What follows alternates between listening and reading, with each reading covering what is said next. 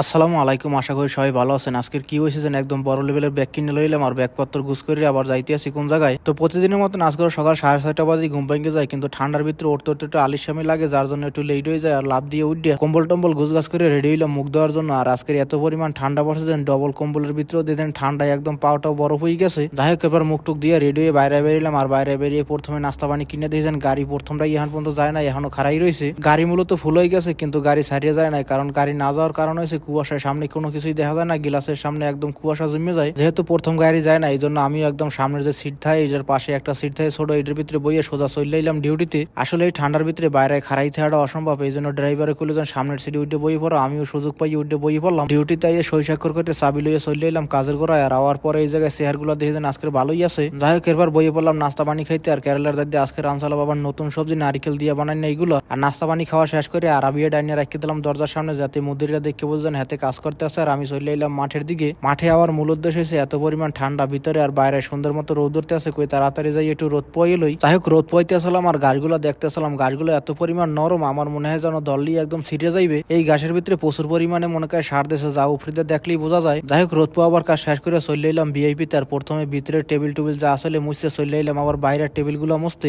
আজকের ভিআইপি তে আগে কাজ করার কারণ হয়েছে ভিতরের কয়েকটা টেবিল টুবিল মোছা দেওয়ার পরে বাইরে চেহারা আছে, এইগুলো মুছতে গেলে সুন্দর রোদের ভিতরে কাজ করা যাইবে। আর এক লাইন চেহার মোছার পরে দেখেছেন গরম লাগতে আছে, তাই জ্যাকেটটারে খুলে রাখিয়ে দিলাম। কিন্তু একটু পর দেখেছেন না, ঠান্ডায় মস্কারি শুরু করছে, আবার ঠান্ডা লাগতেছে, তাড়াতাড়ি করে আবার জ্যাকেটটারে গায়ে দিলাম। যাই হোক, এই জায়গায় বই চেয়ার টেবিল মুছে চলে এলাম নিচে। আর এই জায়গায় সুন্দর মতো সবকিছু মুভ মারিয়ে দিয়া বইয়ে বইয়ে অপেক্ষা করতেছিলাম যে দুপুরে আজানের পরে নিচে বাইরে, কারণ নিচে তেমন একটা কোনো কাজ কাম নাই আজকের। যাই হোক, এবার দুপুরের নামাজের পরে চলে এলাম সোজা নাস্তা পানি লইয়া জিমের ভিতরে। নাস্তা খাইতেছিলাম আর মোবাইলের ভিতরে দেখতেছিলাম কালকের একটা ডিবেট গেছে, এইটা ডাস গট এক্সিস্ট। যাই হোক, এই জিনিসটা দেখার পর বুঝতে পারলাম যে যারা ইথিস্ট তারা আসলে কেন ইথিস্ট। আমার মনে হয় ক্লাস 1-2 বাচ্চারা যা বোঝে তাও হেরা বোঝে না। যাই হোক, এত কিছু দিয়ে আমার দরকার নাই, আমি দেখলাম আর নতুন কিছু শিখলাম। আর ডিউটি শেষ করে চলে এলাম বাসায়। বাসায় ড্রেস ট্রেস খুললে প্রথমে বই পড়লাম খাওয়া দাওয়া করতে। ভাত অবশ্য কালকে রাত্রে যা রানছিলাম এই জায়গায় দিয়ে কিছু আসলে এইগুলোই খাইয়ে লাইলাম। আর এরপর গোসল টোসল দিয়ে রেডি হইলাম আবার বাইরে বাইরে বার লাগিয়ে। আর বাইরে বার সময় ব্যাগের ভিতরে একটা কান্ঠুই বের করলাম, কারণ ঠান্ডা বেশিরভাগ কানের ভিতরেই লাগে। অবশ্য আমি সবসময় কান্ঠুই পরি না, কিন্তু এখন পড়তে হইবে এই জায়গায় যে পরিমাণ ঠান্ডা পড়ে। আর বাইরে বাইরে প্রথমেই আটতে আটতে চলে এলাম আনোয়ার বাইরে যে ইশারায় বইয়ে কাজ করে এই জায়গায় যেন দেখতে এই জায়গার কি পরিস্থিতি। চিন্তা ভাবনা করছি আমার যদি এই জায়গায় থাকা পরে পার্মানেন্ট, তাইলে আমি এই জায়গায় গিয়ে কাজ কাম হ্যাগো লাগে করতে হবে। এই জন্য জায়গাটা একটু ঘুরিয়ে ঘুরিয়ে দেখতে যাই। মূলত কয়েকদিন আগে আমার লগে মুদিরের লগে একটু বেজাল গেছে, যার জন্য মুদিরে চাইতে আছে আমার এই জায়গায় অন্য জায়গায় ট্রান্সফার করে দেবে। আর বেজালের কারণ হয়েছে ভিআইপির ভিতরে যে আমি কাজ করি এই জায়গাটা মূলত আমার বাড়তি হিসাবে দিয়ে দিয়েছে, যার ভিতরে আগে অন্য লোকে কাজ করতে। এখন বলতে গেলে দুইজনের কাজই আমি একলা করি। এই জন্য বলছিলাম যে এত কাজ আমি করতে পারবো না। তো উনি বললো যে তোমার ট্রান্সফার করে অন্য জায়গায় পাঠাই দেবো। তো উনি আমায় 1 সপ্তাহ সময় দিয়েছে, 1 সপ্তাহ পর ডিসাইড করবে। যার জন্য আমি একটা বস্তা কিনে এনে রাখছি, যাতে ব্যাগ 2-3টা না হয়, একটার ভিতরে সব মাল সামানা লই যাইতে পারি।